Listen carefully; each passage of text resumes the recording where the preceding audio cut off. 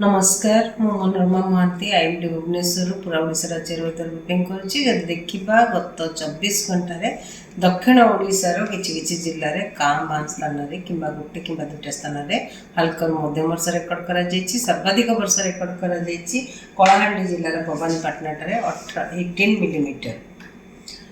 वर्तमान गोटे घूर्णिबलय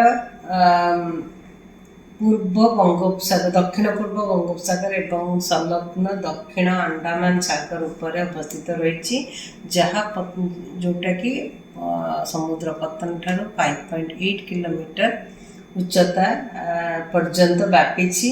यार प्रभाव में 24 अक्टोबर 2025 दक्षिण पूर्व एवं संलग्न पूर्व केंद्रीय बंगोपसागर में गोटे लघुचाप क्षेत्र सृष्टि होगार संभावना रही। यह पश्चिम उत्तर पश्चिम दिग को गति करिबो एवं अधिक घनीभूत होबार संभावना रही परवर्ती 24 घंटा मध्य।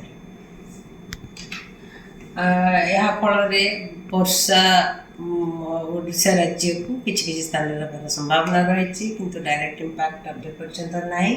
देखा आगामी 24 घंटा मध्य दक्षिण ओडिशार किसी जिले में जमती कि पुरी खोर्धा नयागढ़ गंजाम गजपति कंधामाल कलाहांडी रायगड़ा नवरंगपुर कोरापुट मालकानगिरी जिले में हल्का मध्यम वर्षा सहित गोटे कि दुटा स्थान में बिजुली घड़घड़ी और झटका पवन 30 ରୁ 40 किलोमीटर पर आवर रही संभावना रही।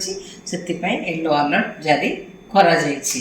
काली पागर स्थिति सामान रहिबो आउ कांभा जगह वर्षा सहित बिजुली घड़घड़ी झटका पवन 30 ରୁ 40 किलोमीटर पर आवर भी रही संभावना रही। 25 तारीख जब देखा दक्षिण ओडिशार जिला गुड़िक एवं उपकूलवर्ती अंचल जिला गुड़िक कांभा जगह कि गोटे कि दुटा स्थान में हल्का मध्यम वर्षा होगार संभावना रही। सहित वर्षा सहित बिजुली घड़घड़ी और झटका पवन गति 30 ରୁ 40 किलोमीटर पर आवर रही संभावना रही। 26 तारीख दक्षिण ओडिशा रे किछि स्थान में हल्का मध्यम वर्षा होगार संभावना रही किंतु उत्तर ओडिशा रे गोटे कि दुटा स्थान में किंबा कांभा स्थान में हल्का मध्यम वर्षा होगार संभावना रही। दक्षिण ओडिशार जिला गुड़िक एवं उपकूलवर्ती अंचल जिला गुड़िक वर्षा सहित बिजुली घड़घड़ी झटका पवन 30 ରୁ 40 किलोमीटर पर आवर कांभा स्थान में संभावना रही।